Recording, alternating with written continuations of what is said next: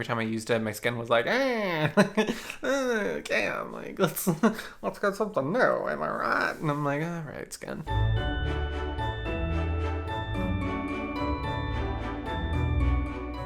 Hey y'all, and welcome to Clove Room, and welcome to the 4th day of Clovemas. Today, we are just going to be doing a little no-buy update. So, for those who don't know, I have been on a 4-month no-buy. This is the last month. December 31st is when the no-buy ends. And the rules are pretty simple. I can only buy replacements, so things that I completely use up or things that I'm basically getting rid of or decluttering. That is when I can bring in a replacement if I only have one, if I truly need one thing for that category. So far, replacements have basically just been like mascara, setting spray, beauty sponge, etc., etc. We only have about 22, 21, 20-ish days left in the no-buy period. I have definitely, the past few weeks have been the most challenging by far of my no-buy and have been the hardest. So I'm going to get into all of that. I'm going to talk about the reasons why it's been challenging and the reasons why I've decided to stick with the no-buy.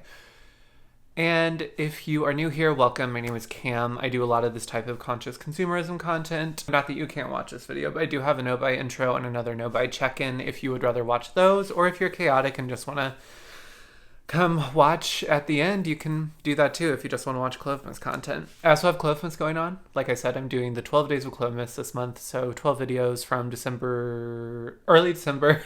I forgot when I actually posted the first one. Early December to Christmas Eve. Also includes some really awesome collabs, like the tag I created with Queer Bones that is now up, the Gender Euphoria beauty tag. Please go give that a watch if you haven't already as well. Also give this video a like, it helps me a lot in the wild, wild west of YouTube algorithm. Comment below if you're on your own no-buy, low-buy project. I feel like I picked the hardest time of year to be on a no-buy, low-buy, but that's also kind of why I wanted to do it. And it's been nice not to shop any of the beauty sales, to be honest. And yeah, just let me know how you're doing. If you're doing this type of project, or if you're gearing up for one. I know a lot of people are about to gear up for either no-buy years or no-buy periods, low-buy periods, project resets, since it will be the new year very soon. I'm also thinking about that, which we'll get into a little later. But first, let's talk about the struggle. The struggle of my no-buy right now. A lot of times this stuff comes in waves, right? I am on a wave where I don't really want to buy anything right now, so I'm doing pretty well. I was at Sephora to get replacements, so things that were deemed, skincare, which isn't part of my no-buy, and then I was getting some beauty replacements that were okay for my no-buy. I was getting a brow product, and actually that was it. I was just getting a brow product and then some skincare. So I very nearly, because it was a bad day, I very nearly broke my no-buy. I very nearly said, I don't care. I just want to buy this one highlighter thing from Kosas that I want. The thing I've been talking about, the Liquid IV. Almost nearly bought the Milk Stick Blush in Quickie. The juicy pinched berry shade I really want. I almost unleashed. And what I do when I unleash in a Sephora is I maybe have a couple items that I've been curious about, but I let go of my budget, I let go of my bank account, I let go of what makes financial sense, and I just start buying. And I just start, if something intrigues me in a swatch, I will buy it. And that's usually a way I end up with like a lot of impulse purchases, a big Sephora receipt, and I really wanted to do it at the moment. Like I can't even be like, yeah, we're not gonna lie. I really wanted to do it. I very much was like, screw this no-buy. I do not care anymore. I just want to buy things because I think I've learned my lesson. I think I'm good. I just want to buy makeup. I just want to buy I just want to buy makeup right now. Why does it have to be this complicated? Why do we have to do all this stupid conscious consumerism stuff? Which is funny given the work I do on this channel. Why? Why? I don't want to do it anymore. I just want to buy a cream blush and I want to buy a fun flirty lipstick that I didn't even know I wanted to buy. I just want to impulse buy. Kind of a blessing that I was getting replacements because I needed, or I don't want to say I needed, but I really wanted to be able to walk out of there with a Sephora bag and have new things to play with. The things I was getting just like weren't very exciting or alluring to me. They were very much like skincare that I need. It was a night lip mask because my lips were so dry and nothing was working. So I got a micellar water and I got a replacement for a brow gel because my elf brow lift dried up. I just wanted more. It's like everything that I've learned so far on this no-buy just like completely went away from my brain, and I was like, I just want to do what I know is wrong. I just want to do what I know is going to hurt me, which is not great. What is great though is that I didn't do that. I walked away. Oh, I should add, this is also when Sephora did their surprise after the sale, everyone gets 20% off coupon. So I had that one-time use coupon too. So while it was happening, I was consciously like, this is Sephora's payback for my why is the Sephora sale so popular video. This is, they're like, what goes around comes around, sweetie. There's also been times when I'm like, maybe I just want to purchase something from Ritual Defy. You know, that's a brand I really wanted to try. They were doing some really cool Black Friday, circa flirting with Black Friday, whatever everyone was doing this year. They were doing some cool stuff for the holiday shopping sale season, and seemed like the best time to buy, which again is the myth I talked about in my Black Friday video. It was just funny because I feel like I can very much sit on, and I try not to sit on a high horse. I'm very big on shame gets you nowhere, and shame is the most useless emotion, and I don't shame or belittle anyone who is actively in the throes of overbuying right now and who knows that they shouldn't be doing that because this stuff sucks. And I'm a person, to be honest, if we're going from a very views are important, like my most successful content has been about why you shouldn't shop Black Friday, why you shouldn't shop Sephora, just conscious consumerism content. Even though like 1,000+ people have seen that content, even though I've had messages of people telling me it helped them not buy things, I was very much like weeks later figuratively on the floor at Sephora, ready to end, like ready to end the no buy, ready to just let it all go. So I didn't. And I'm first going to get into why I've been feeling a little itchy and a little uncomfortable in my no-buy. That was more just like the context for the big incident that almost led to the downfall of all of this. And also that's, okay, before we really get into it yet again, that's also something I feel like it's hard to, and again, I've talked about this before with beauty projects. Sometimes they feel all or nothing. And the reality is, if you do a no-buy and you end up breaking the no-buy, let's say you're like, I don't want to buy anything for 6 months, which is longer than what I'm doing. For 4 months, I'm getting to that itchy. I need to, and again, I shouldn't say I need to. I want to buy something. Let's say you do the 6-month no-buy and you go 4 months without buying anything. And that's the longest you've gone. That's the longest you've gone in years without buying the specific thing that troubles you. And a great sale comes around or a new product comes around, or you're just sad in bed one night and you want to buy a lipstick. Whatever it is, you end up buying it. And then, and if that was anyone else, if that was one of y'all or if it was a friend or whoever, I wouldn't be like, you failed. I would be like, okay, so like you didn't meet your overall goal, but like you went 4 months without buying anything when you usually were buying something every week. Or maybe, yeah, you only went a month, or you only went 3 weeks, or you only went 2 weeks without buying something. But if we look at your buy schedule before that, you were buying something every other day. And the thing you bought was actually a smarter buy. Like there's just, it's sometimes hard to disentangle what success looks like in these projects, because we're taught when you go out to do something, success looks like your end goal. But sometimes you're not prepared to do the end goal, or you're neurodivergent, or things happen in your life that make you sad, or it's just harder than you thought. It's really easy. It's like when we're not hungry at a grocery store and we're like, I could live off salad. I could do that. Salad and smoothies. That's all I crave right now. And then you're hungry later and you're like, I'll kill somebody for a grilled cheese. I'll kill somebody for a grilled cheese. Things are just harder. And I think especially in Western American society where I grew up, I was just taught to me, if you didn't meet the one goal of something, you failed and it was all for naught, and all the dominoes come tumbling down, and there's nothing you can take from that, because this one goal, whether that's losing weight, whether that's being together with somebody, whether that's a work goal, getting that job that you wanted after college, graduating from the program you're in, with honors, whatever it was, all these things I've ultimately, spoiler alert, failed at in life. And I just want to deprogram that from my brain, because if I had bought something, I still would have had successes in the snow buy. I've still gone longer than I have in years without buying things.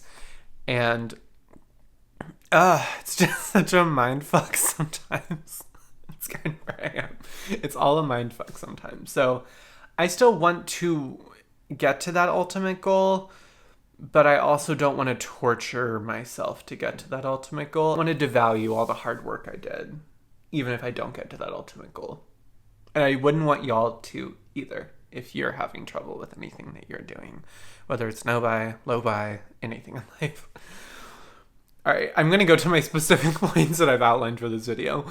So here are the reasons why I'm feeling a little uncomfortable with my no buy right now. 1, duping the vibes only goes so far. There are things that my collection, my lovely minimalist collection that I really love, just doesn't have that I want. Those being, and I've talked about this in my wishlist video. Yes, my holiday wishlist video. I want more shades of cream blush. I have really felt limited by my blush collection recently. And like legitimately, someone left a really great comment recommending that I go into my lipsticks and see if any of those are shades I would want to use as blush. Fabulous suggestion. Great suggestion. Thank you for whoever commented that. I did, and they still didn't. Like, I was like, none of these are it. None of these are it. None of these are the color I want. And I've just felt a little limited in my cream blush collection lately. I just want newer shades. I want different formulas. And duping the vibes only goes so far in that respect. Same with indie eyeshadows. I'm kind of ready to start playing in the indie world. I'm ready to dive right in, get those special indie shades. And again, I have some really lovely eyeshadows in my collection, but they just aren't scratching the itch for what I want out of that experience. And then I really want new brushes. My brushes are old. I need to wash them more, but a lot of them aren't super high quality. I've had them for a while. I made the joke that some of my Real Techniques brushes have been around since the Obama era, just to give you some context.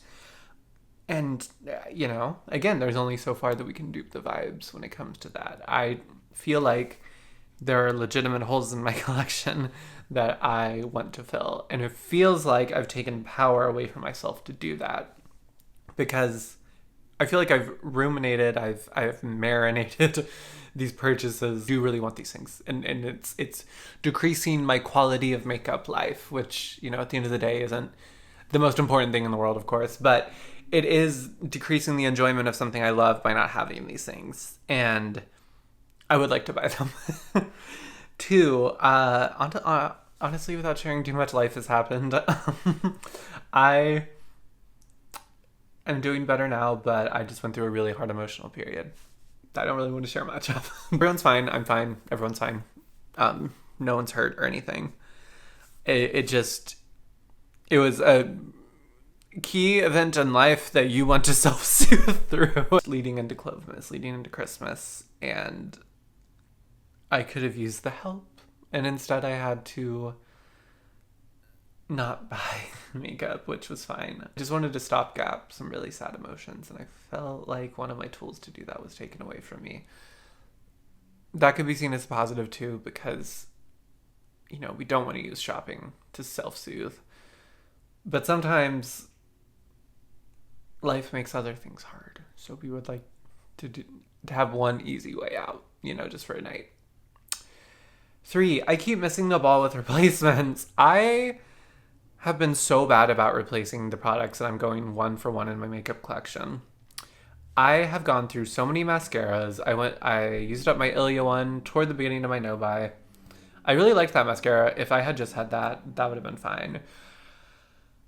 I made a mistake and bought the Glossier Lash Slick, which is a product I had previously, years ago, returned to Glossier because it irritated my eyes. For some reason, and this was not smart at all, especially since I'm in a no buy and I'm not just casually buying a mascara right now. I was like, I want to try it again because I really like how it looks on other people, and maybe. And the event that I thought may have changed this is I just got a new contact prescription that is feels better in my eyes. I was using kind of old contacts because I didn't have eye insurance for a bit. And I was like, it's a new dawn, it's a new day in my eyes, they're feeling good. So I think maybe I could try this, and maybe the lash slick wasn't the problem, it was my contacts at the time or whatnot. Unfortunately, it might have been my contacts at the time is part of the problem, but the lash slick, the wand, something about the wand, the formula. I hate tubing mascaras. I hate them. I never want to use one again. I don't understand how it's easier when you can just use a cleansing balm to get a traditional mascara off instead of having to like weirdly be like, oh, cool, spider legs. Who doesn't love plucking spider legs from their body at night? Like, that's weird. It's weird. It's weird. I don't enjoy it. So the Glossier Lash Slick was one of the worst buys of the year. One of the worst buys of the year. And I was so annoyed at myself. And also, I think something was wrong with the tube I got because it felt so lightweight. Like, when I took it out of the package, I was like, this feels like an empty. This feels like an empty. And not just because I'm talking about the components, cheap or light. It felt empty. And it felt like nothing was coming out the wand. And then I was like really trying to like jab my eye. And the wand was just spiky and rubbery. And it was just a bad experience. And I was mad at myself for buying it. And I was like, what do I do? And I think some of y'all were just like, you can just buy a new mascara, babe. Just like throw that one away. It'll be okay. Just throw it away. And you can buy a new one. And you won't be breaking your no bikes. You'll be buying your replacement. So that's what I did, and I wanted something cheap. I wanted something easy. I didn't want to make this like a cool, fun, exciting purchase because that's not the point of my no-buy. So I bought this e.l.f. mascara. I bought this Lash 'n Roll, the Benefit dupe. I hate it. I hate it. I don't hate it as much as Lash Slick. It's usable. I can use it through the end of the year. I can use it through the end of the year, and then I can repurchase a mascara that I'll actually enjoy. For sure, because I'm done trying new mascaras. We are going to buy the one that I know I really like and the one I've had success with, and I'm going and it's going to help me through my mascara trauma from this trying period because I cannot have another mascara fail. It might break me. It might break me. It sure might. And the e.l.f. Lash 'n Roll, it's like fine. It's just really dry. I'm finding I really do not like dry mascaras. I actually prefer a more wet formula. I don't know why, I just do. Because I feel like when it's dry, I think a lot of formulas irritate my eyes, but I also think just the wands, like having a physical object on my lash line irritates my eyes. That's why I don't curl my lashes ever, because it's just not worth the discomfort it causes me. I just don't do it anymore. I'm not going to try the Surratt one. I'm not going to try the Kevyn Aucoin one. I'm done. I'm not doing it. I surrender. I'm just applying mascara. So then if the formula is a lot drier, it just feels like I'm really having to it on there, and then my eyes get irritated, I get irritated. The e.l.f. one also flakes like crazy throughout the day. It doesn't really do much. It's like sort of lengthening, sort of volumizing. It's very natural mascara, and I wouldn't mind that if it was easier to apply and it didn't flake so badly. It flakes so badly. Like right before this video, I had to get a bunch of flakes off my face. So I'm over it. I've also had really bad luck with buying replacements for my brow product. I bought that e.l.f. lash thing and it was working fine. It wasn't my favorite, but I was going to use it up. I left the cap off one morning because I was like opening at work or something and I was late. So I like quickly did my brows and ran out without putting the cap back on. And I was like, I'm going to try to use this, but like it was gone. Like the formula just didn't even work anymore. So I was like, shoot. So I bought the Refi brow laminate thing because the Sephora 20% off was going on. I don't really know if I like this either, but we're just going to stick with it through the end of the year. I also think I may just have more stubborn brows, and it's a whole thing. And to add insult to injury, I've somehow I thought, all right, I'm done experimenting. Again, this is my mistake. My EcoTools sponge, my purple like compostable one, I really love that sponge. It was disgusting though. I'd had mine for months. It was time. Every time I used it, my skin was like, okay, I'm like, let's get something new, am I right? And I'm like, all right, skin. So I was buying something from Ulta, I think a cleanser or something. I was buying some skincare thing from Ulta and I noticed the Beauty Blender was on sale. And historically, I've liked the Beauty Blender. I don't think it's worth $20, but it was like 30-40% off. And I was like, oh, I'll just get the Beauty Blender as a replacement. Did something happen over a beauty blender? Because this one is so much smaller than I remember, does not expand nearly at all in water, has a really cheap texture, and now I'm like, dang, I just missed my Eco Tools one. What's happening? Why is everything failing me? And it's like I can't buy my way out of missing the mark with these buys because they've been really bad buys. Some of them I blame myself. Some of them I'm just like, we can't trust a beauty blender anymore? What's happening?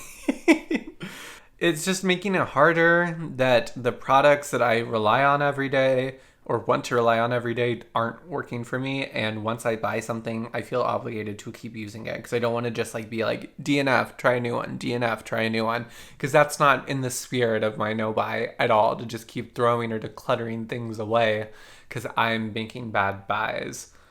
But again, trying not to make myself miserable. So why I have persevered, why I have kept going, and I have not broken my no-buy yet. I want to keep my promise to myself and finish strong. I say it with an eye roll. And I feel a little relieved that I'm still on a no-buy. Even with all the annoyances, I feel like I could have really done some financial damage. The big emotional event that happened with all the sales, with the aggressive marketing of all the sales, I feel like I could have done a lot of damage, and having that safety net has been really great. And even when I was at Sephora the other day and I was like, I know I want to buy these things. I know I want to buy them. I know they're going to be great for my collection. Why can't I just buy them? And a few hours later, I was like, thank God. Like, thank God. Because I don't know if that was true. Like, I don't know if that's really true. Like, yeah, maybe I would have liked to have a new blush, but I don't need a new blush right now. The Kosas highlighter, I do really want to try that. My big goal, though, is to finish the Hollywood Flawless filter. I'm not done with that product yet. If I had brought in the Kosas, I would have either started to use the Kosas, completely abandoned the Charlotte Tilbury, or it would have just sat in a box while I used up my Charlotte Tilbury. Either way, it didn't need to be bought in that moment. And I just have a lot of usage goals for products I still have in my collection, and my no-buy is really helping those out. So I'm not past my no-buy. I've not entered another level of conscious consumerism. I still need my no-buy, and I feel really grateful that even when I was annoyed at it, even when I was annoyed about this commitment I had made to myself, it, I think, was good that it was there. And I think ultimately I'm really thankful that I kept to it. And two, I'm just still wanting to think through purchases more. I still am having trouble disentangling what I just want because I want it and what I want because I will actually get good use out of it. Again, I want to bring in items to my collection that are going to get a lot of touches, going to get panned, that are going to get used up, that are going to be empties. And I still feel, I don't know, I was a little freaked out by the Sephora incident of it all. I thought, which is silly, I'm not going to say, I don't want to say something I think is silly because that's negative self-talk. But I just was really like, oh God, I thought I was over this. I thought I'd done it. I thought I was a conscious consumer now. And I just realized I still need to put some protections in place for myself because I think it's still really easy for me to fall into just wanting to get a lot, just to have a lot and to experience a lot and experience it new. So with all that being said, I'm trying to look forward to next year because I'm going to make it through this no-buy. I'm going to succeed. It's going to be a successful no-buy, whatever that means. I don't think that has to mean something necessarily, but I'm not going to break this no-buy. So I'm trying to look forward to next year, and I'm trying to think through, and this is where I would really love y'all's input. What structure do I want to have? Because I think after the past few weeks, the past month, and this is a paradox because I hate structure. I hate structure and rules, and I like to change the rules or change the settings of my life a lot. I used to not be so much, but I'm very spontaneous and I crave change. But I feel like I still need a safety net when it comes to buying makeup, when it comes to buying beauty products. I don't think I've evolved past that at all. So what I'm trying to think through for next year is what structure do I want to have? And I have on here, do I want to have a budget? Do I want to do a low buy? Do I want to go category by category and say, you cannot buy concealer, you cannot buy foundation, you can buy 2 blushes this year? Do I want to do a no buy? I've thought about, you know what, maybe I extend my no buy. Maybe I extend my no buy, or maybe I do sporadic buying periods, like January and February I buy, March, April, May, June, no buy, like 2 months on, 4 months off. It's all, I'm starting to think through it because I want to have a plan in action on January 1st. Whether that's I'm not buying things or I am buying things or I'm waiting. I've also thought maybe I have a set monthly budget that starts out small and rolls over. And if I don't buy something for the month, it rolls over to the next, etc., etc. That seems like it could work too. But I just am curious if you have done no buys and you have had successful or unsuccessful or moderately successful, however you define success, what have you done after those no buys? What projects have you felt really stick? What projects have you been like, I wouldn't try this because it seems good, but it doesn't work out in the end? I just would love to hear from y'all because I really would love some input on what I should do. And that's kind of it. That's my update. My update is like, I'm technically still an A student, but I am losing hair because of my studies. And I hope y'all are faring well in whatever projects you're doing. Reminder to give this video a like. It helps me a lot in the Wild Wild West YouTube algorithm. Subscribe if you want to see more. If you want even more context and you haven't watched my past no buy videos, I would highly encourage you to go watch my intro and the update I did a month or 2 ago. Comment below, please, any suggestions you have for my next structure, whether it's a project or not. I would really appreciate it. And happy or Merry Clovemas or whatever holidays you may or may not be celebrating. I hope you're doing well this season. Bye, y'all.